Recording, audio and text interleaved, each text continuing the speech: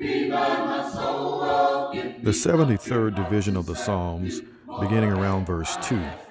But as for me, my feet almost slipped. My steps nearly went astray.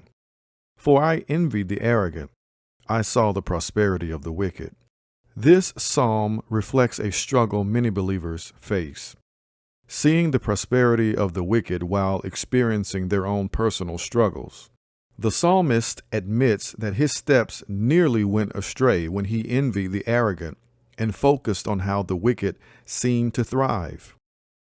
This mindset reveals a subtle danger for believers.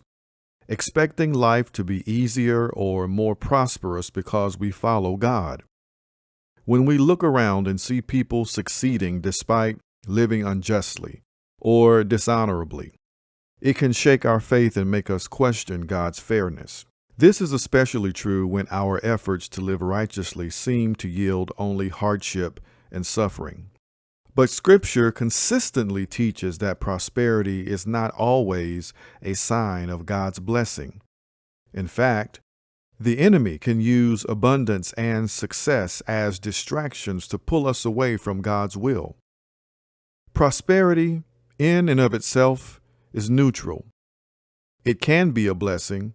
It can be a snare, depending on how we respond to it. Jesus' life exemplifies this truth. He lived perfectly, yet he faced rejection, suffering, and death. His life shows that righteousness isn't about worldly success, but about faithfully fulfilling God's purposes, even in hardship.